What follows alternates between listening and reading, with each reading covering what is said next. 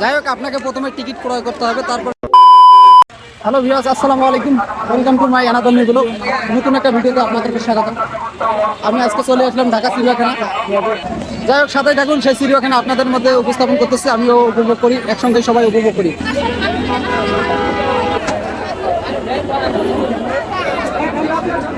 যাই হোক, আপনাকে প্রথমে টিকিট ক্রয় করতে হবে, তারপরে ভিতরে ঢুকতে পারবেন। যাই হোক, আজকে অনেকটাই জ্যাম, বেশ কয়েকদিন থেকে জ্যাম হচ্ছে, কারণ লোকজন অনেক ছুটির কারণে এখানে আসে। যাই হোক, আমি প্রথমে টিকিট পারচেস করবো, আপনাদেরকে দেখাচ্ছি। এই কাউন্টারে এখানে আমি টিকিট পারচেস করবো এখন। যাই হোক, এই দিক দিয়ে ঢুকতে হবে চিড়িয়াখানার মধ্যে। যাই হোক, আমি অলরেডি পারচেস করছি টিকিট, এখন এই দিক দিয়ে আমরা এখন ঢুকবো। চিড়িয়াখানার ভিতর দিয়ে আমরা এখন প্রবেশ করলাম। অসংখ্য মানুষ, এখন এর ভিতরে দেখাটা একদম দুষ্কর হয়ে যাচ্ছে। আমি নিজেই দেখবো না, আপনাদেরকে এখন দেখাবো। যাই হোক, যতটুকু পারতেছি আপনাদেরকে উপস্থাপন করার চেষ্টা করতেছি।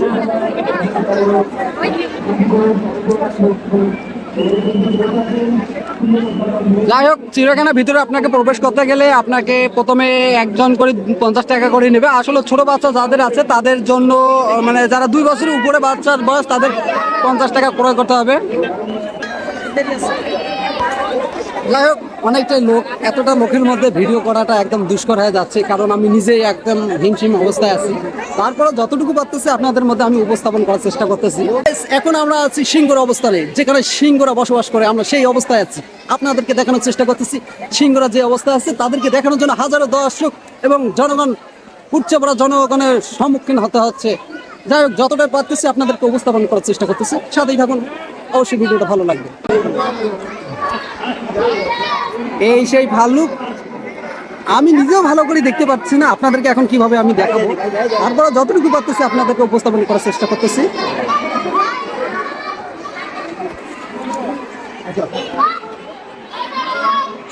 ও আবার এই দিক দিয়ে আসবে, আমি আপনাদেরকে দেখানোর চেষ্টা করতেছি।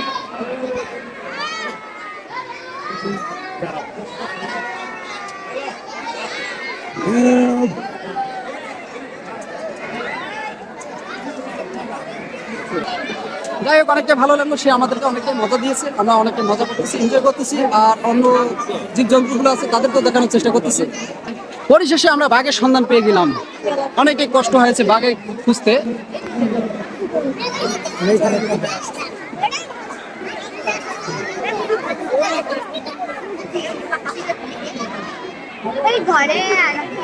ওই যে একটা দেখা যাচ্ছে, একটা রুমের ভিতরে বাঘ, হয়তো আপনারা দেখতে পাচ্ছেন নাকি তা আমি জানতে, দেখা যাচ্ছে, হ্যাঁ, ওই যে আমরা চোখ দিয়েও যেটা দেখা অসম্ভব, সেটা আমি আপনাদেরকে জুম করে দেখানোর চেষ্টা করতেছি রুমের ভিতরে। যাই হোক, এইদিকে একটা এই যে শুয়ে আছে। যাই হোক, অনেকটাই ভালো লাগতেছে, স্মুথলি ভাবে আমি আপনাদেরকে উপস্থাপন করার চেষ্টা করতেছি, হচ্ছে না সেটা।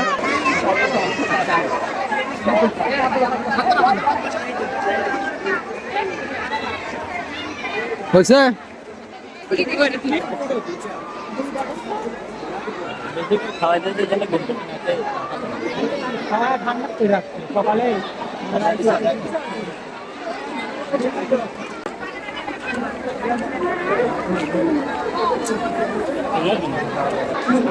এর ভিতরে বান্দর দেখতেও অনেকটা ভালো লাগতেছে, কিন্তু আসলে দেখার মতো ততটা আমি ভাবছিলাম বেশ। আসলে আমি ভাবছিলাম যে ঢাকার যে চিড়িয়াখানাটা আসলে অনেকটাই ভালো দেখার মতন, আসলে আছে দেখার মতন, কিন্তু অনেক লোকের কারণে ভালোভাবে দেখাও যাচ্ছে না। আমি সাজেস্ট করতেছি এখান থেকে আমাদের রংপুর যে চিড়িয়াখানাটা আছে, সেটা মানে একদম খুব ভালো একটা স্মুথলি ভাবে দেখা যায়। আমি আরো আপনাদেরকে দেখানোর চেষ্টা করতেছি। যাই হোক, যতটুকু পারতেছি আপনাদেরকে উপস্থাপন করতেছি, কারণ লোক অনেক বেশি, তো নিজেও একটু দেখতেও হিমশিম হচ্ছে। আপনাদেরকে যে তুলে ধরবো, ক্যামেরা যে আবদ্ধ করব এই ভিডিওটা, সেটাও তো হচ্ছে না।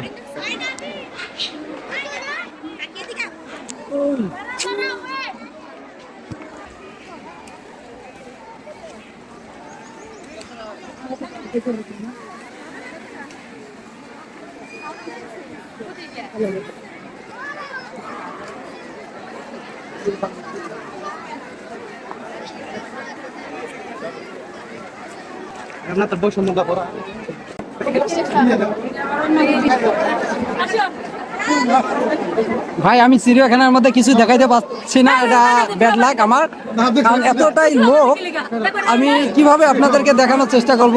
যাই হোক, লোকের মাধ্যমে আর ভালোভাবে উপস্থাপন করা যাচ্ছে না, আমি মানুষকেই দেখাই। দেখেন ভাই, চিড়িয়াখানার মধ্যে কি পরিমাণ মানুষ, আপনি বিশ্বাস করতে পারবেন, তাহলে একদিনে তাদের কতটা টিকিট বিক্রয় হয় আপনারা চিন্তা করতে পারেন একবার।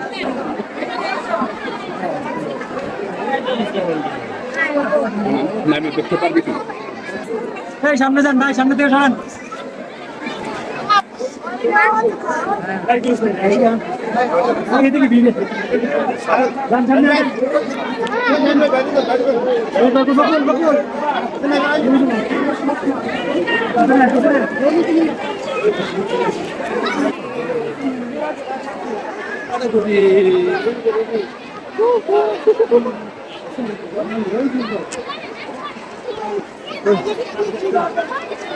এই কাছে যাই যাবেন। হাইটে এদিকে আয়।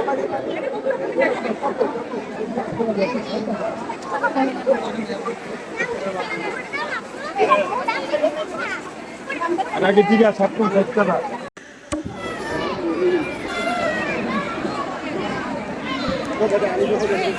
হ্যালো ভিউয়ার্স, আমি আপনাদেরকে একটা বিশেষ কথা বলতে চাচ্ছি, সেটা হচ্ছে চিড়িয়াখানার ভিতরে অবশ্যই যারা আসবেন অবশ্যই আপনারা নিজের যে খাবার বাইরে থেকে বা বাসা থেকে যেগুলো খাবার নিয়ে আসেন সেগুলো খাবার নিয়ে আসবেন।